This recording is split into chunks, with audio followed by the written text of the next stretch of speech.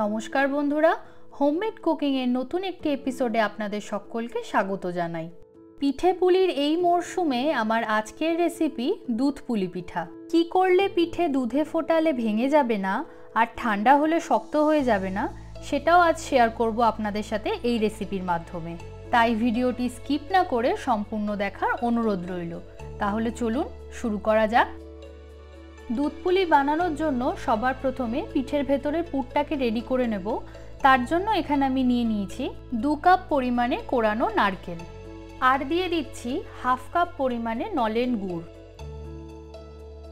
এখন এই নারকেলটাকে গুড়ের সাথে খুব ভালো করে মিশিয়ে নেব। হাই ফ্লেমে নারকেলটাকে আমি 2-3 মিনিট মতো কুক করে নিয়েছি। দেখুন জলটা এখানে প্রায় শুকিয়ে এসেছে। ঠিক এই সময় এর মধ্যে আমি দিয়ে দিচ্ছি হাফ কাপ পরিমাণে ফুল ক্রিম দুধ। আপনারা চাইলে এখানে খোয়া ক্ষীর অথবা গুঁড়ো দুধের ব্যবহারও করতে পারেন। ভালো করে মিশিয়ে নিয়ে ততক্ষণ অবধি কুক করব যতক্ষণ না নারকেলের মিশ্রণটা শুকিয়ে মন্ডর মতো হয়ে আসছে। যখন দেখবেন নারকেলের মিশ্রণটা এরকম আঠালো হয়ে এসেছে, বুঝবেন পুরটা আমাদের একদম রেডি। এরপর নামানোর আগে এর মধ্যে দিয়ে দিচ্ছি হাফ চা চামচ পরিমাণে এলাচ গুঁড়ো। ভালো করে একবার মিশিয়ে নিচ্ছি। যারা গুড়ের প্রিপারেশনে এলাচ গুঁড়ো পছন্দ করেন না, তারা এলাচ গুঁড়োটাকে স্কিপ করতে পারেন। আমাদের নারকেলের পুর একদম রেডি। এবার আমি গ্যাসের ফ্লেমটাকে অফ করে এটাকে একটা প্লেটের মধ্যে ঢেলে ঠান্ডা হতে দেব। অন্যদিকে দুধ পুলির জন্য আটাটা বানিয়ে নেব। তার জন্য এখানে আমি নিয়ে নিচ্ছি 1 কাপ পরিমাণে জল, আর দিচ্ছি 1/4 টিস্পুন পরিমাণে নুন। জল ফুটে উঠলে এর মধ্যে দিয়ে দিচ্ছি 1 কাপ পরিমাণে চালের গুঁড়ো। গ্যাসের ফ্লেমটাকে লোতে করে দিয়ে চালের গুঁড়োটাকে ঢেকে দিচ্ছি 2 থেকে 3 মিনিটের জন্য। 3 মিনিট পর ঢাকনা সরিয়ে এটাকে খুব ভালো করে নাড়াচাড়া করে নেব। এইভাবে মেশাতে মেশাতে আমি আটাটাকে তৈরি করে নেব। চালের আটা আর জলের এই মাপে একদম পারফেক্ট আটার মণ্ড তৈরি হবে। তবে আপনাদের যদি আটাটা শুকনো লাগে তাহলে সামান্য পরিমাণে গরম জল অ্যাড করতে পারেন। দুধ পুলির জন্য আটাটা এখানে আমার একদম রেডি হয়ে গেছে। এবার এটাকে আমি একটা থালায় ঢেলে নেব। এবার গরম থাকতে থাকতেই আটাটাকে আমাদের খুব ভালো করে মেখে নিতে হবে। ঠান্ডা হয়ে গেলে আটা শক্ত হয়ে যাবে, সেক্ষেত্রে আটা ভালো করে মাখা হবে না, আর পিঠে বানানোর সময়ও পিঠেগুলো ফেটে যেতে পারে। হাতে যদি আপনাদের খুব বেশি গরম লাগে তাহলে ঠান্ডা জলে মাঝে মাঝে হাত ডুবিয়ে ডুবিয়ে মেখে নেবেন। এই স্টেজে আটাটাকে যত ভালো করে মাখা হবে পিঠেগুলো আমাদের তত ভালো হবে। দুধ পুলির জন্য আমাদের আটা একদম রেডি। এবার এটাকে আমি একটা ভেজা কাপড় দিয়ে ঢেকে রাখছি। এতে করে আটাটা শক্ত হয়ে যাওয়ার ভয় থাকবে না। এবার পিঠেগুলো বানিয়ে নেব। তার জন্য আটার মণ্ডটা থেকে ছোট্ট একটা লেচি কেটে নিচ্ছি। এবার প্রথমে এটাকে হাতের সাহায্যে গোল করে নেব। গোল করে নেওয়ার পর চালের গুঁড়োর মধ্যে একটু ডুবিয়ে নিলাম। এতে করে হাতের মধ্যে আটকে যাবে না আর পিঠেগুলো বানাতেও সুবিধা হবে। এখন এইভাবে ঘুরিয়ে ঘুরিয়ে একটা বাটির মতো বানিয়ে নিচ্ছি, ঠিক যেমন কচুরির পুর ভরার জন্য আমরা বাটি তৈরি করে নিই। এবার এর মধ্যে তৈরি করে রাখা নারকেলের পুর অল্প করে দিয়ে দিচ্ছি।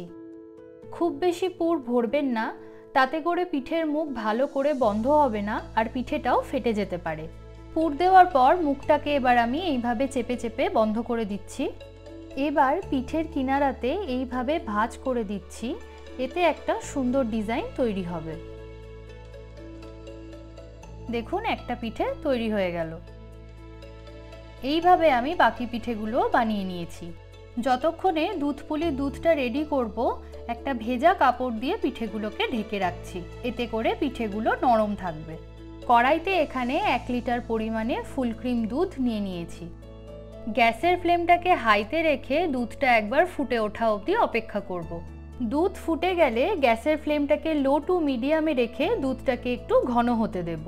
আর এই সময় অবশ্যই মাঝে মাঝে নাড়তে হবে যাতে কড়াইয়ের নিচে দুধ ধরে না যায়। দুধটা এখানে বেশ ঘন হয়ে এসেছে। এবার গ্যাসের ফ্লেমটাকে একদম লোতে রেখেই একে একে এর মধ্যে পিঠেগুলো ছেড়ে দেব।